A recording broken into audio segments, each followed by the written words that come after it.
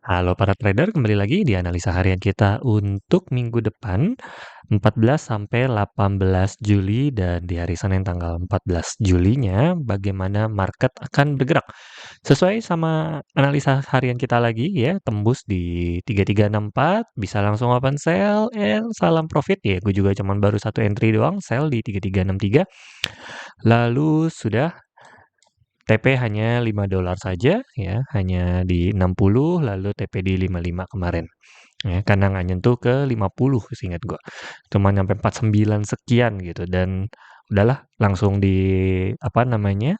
SL plus di 55 ternyata dia balik mantul lagi. Oke. Lanjut dari sini RSI-nya sudah membentuk lumayan ya. Ya kadang-kadang gua pakai RSI juga untuk menentukan arah tren sudah jenuh atau enggak. Ini udah di 64 kemarin, makanya nyentuh udah 70 ya.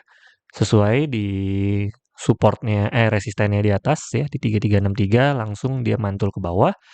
Lanjut, dia sekarang mau kemana marketnya. Oke, mari kita lihat dari candle daily terlebih dahulu.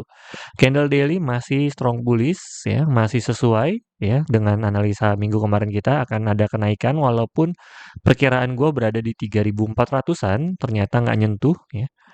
Malah kita hapus dulu yang putih-putihnya karena ini bikin pusing. Karena itu support dan resisten saja. Kita nantikan dulu arahnya bakal di mana. Oke, sekarang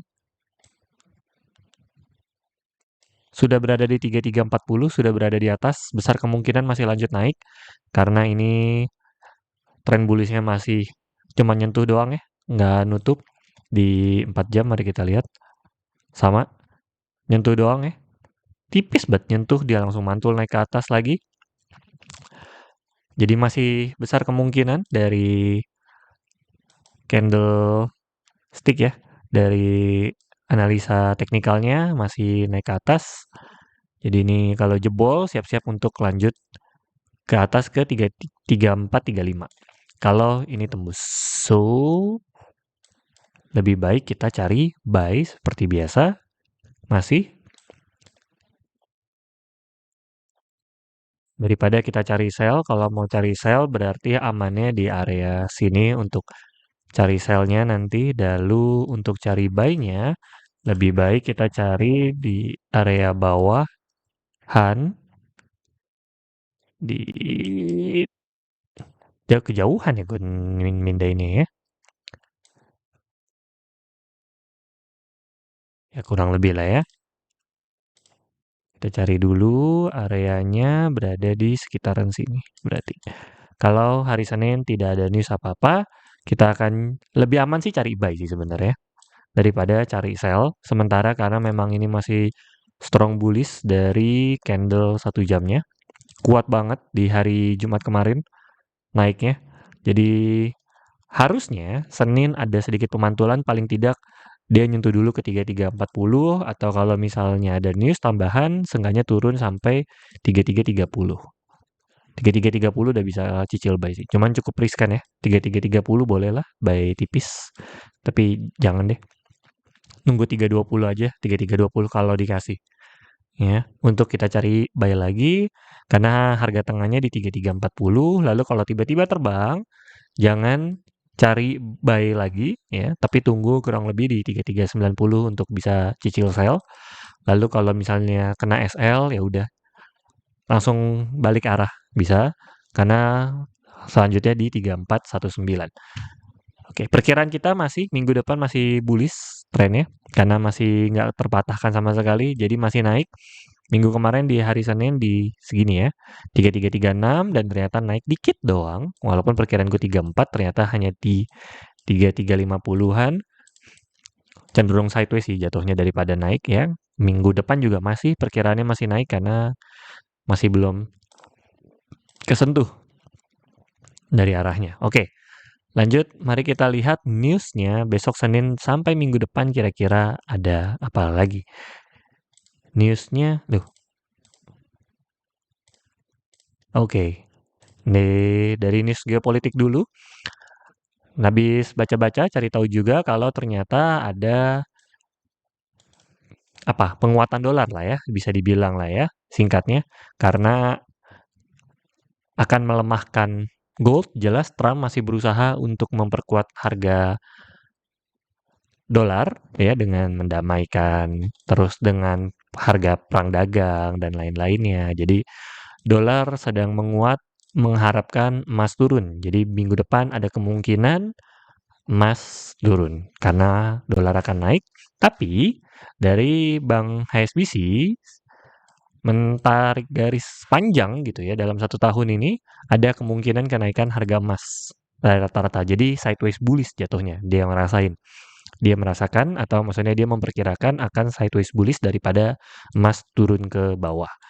Jadi minggu depan masih besar kemungkinan atau bahkan 1 tahun ke depan nih perkiraannya adalah masih naik, jadi mungkin turun-turun tipis. Lalu juga ini sudah ada informasi tambahan kalau misalnya emas juga akan naik lagi karena perang dagang yang dianggap gimana ngomongnya masih nggak jelas angka-angkanya gitu ya. Karena dia memperlakukan tarif baru bukannya bikin emas turun malah bikin khawatir marketnya. Karena mungkin dari dari semuanya kalau misalnya harganya mungkin terlalu barbar atau tidak disetujui sama pihak dunia jadinya emas masih ada kemungkinan naik ke atas. Jadi kalau dari news sebenarnya ya plus minus lah. Ada kalanya naik, ada kalanya turun, maka minggu depan harusnya sideways bullish. Tapi masih cenderung sideways. Itu dari geopolitiknya. Pindah ke Fresh Factory, hari Senin tidak ada, Euro, Bank Prancis libur, ini cukup ada signifikannya, jadi market lebih tenang. Hari Senin, hari Selasa juga sama, sampai malam ada CPI, oke, USD, oke. Selasa malam, cabut dari market ya. Ini besar kemungkinan ya dari 0,1 forecastnya naik ke 0,3 langsung loh. Wow. Oke. Hari Rabu pagi nggak ada. Ya ini lumayan sih nih. Ini gerak nih jam 3 nih. Berarti Selasa ke Rabu kalau udah TP mendingan cabut dari market terlebih dahulu sambil menunggu hasil news ya. Hasil newsnya keluar, arahnya kemana, ikuti. Jangan counter news ya. Lalu Selasa Rabu, nah ini combo nih ya. Core CPI ini combo nih ya sama PPI. Ini CPI, ini PPI, ini combo nih, combo maut. Tapi biasanya nggak akan lebih meledak di hari Rabunya. Kenapa? Karena ini keluar kan, dar. Meledak nih, kira-kira 40 atau 50 dolar gerak. Kalau di atas atau di bawah 0,3% ya. Kalau pas 0,3 ya udah stabil. Tapi kalau di atas atau di bawahnya 0,3%, maka akan bergerak. Misalnya gerak 50. Nah, kalau ini nambah lagi langsung 50 atau sampai 80 kalau arahnya sama di core PPI-nya ini juga ya. Tapi kalau angkanya ternyata balance sama, ya udah nggak akan kemana-mana juga. Tapi Selasa Rabu lebih baik out dari market dulu di sebelum jam 7:30 ya. Atau pasang TPSL begitu kena TP udah cabut dari market. Kamis unemployment rate, AUD, oke, normal Kamis pagi. Harusnya masih mengikuti hasil news Rabu, lalu Kamis tanggal 8 unemployment rate oke, masih normal. Ini akan ada pergerakan ya, seenggaknya sudah normal lagi hari Kamis dan hari Jumat juga sama. So, penentunya di Selasa dan Rabu ini yang kalau dari news geopolitiknya harusnya balance hasilnya. Harusnya ya. Balance jadinya cuman naik turun drastis doang tapi apa istilahnya? Volumenya akan naik drastis tapi tidak akan kemana-mana. Seharusnya jika benar dari news geopolitiknya yang disampaikan. So, besar kemungkinan minggu depan hanya akan berada di area kira-kira 3320 mungkin terbawahnya. 3262 sepertinya sulit dicapai kecuali hasil core CPI dan PPI-nya. Tapi jadi besar kemungkinan 3320 adalah yang terendah. Wah, kalau kita cari buy di sini sih ini berarti udah paling rendah dan paling tinggi mungkin hanya di 3390. Mungkin ya. Sekali lagi 3320 sampai 3390 hanya jika core CPI-nya atau PPI-nya balance. Tapi kalau mengarah ke satu titik, ke atas atau ke bawah, ikuti saja. Jangan di-counter trennya. Oke? So, segitu saja analisa mingguan kita untuk minggu depan. Semoga profit semua teman-teman dan salam cuan.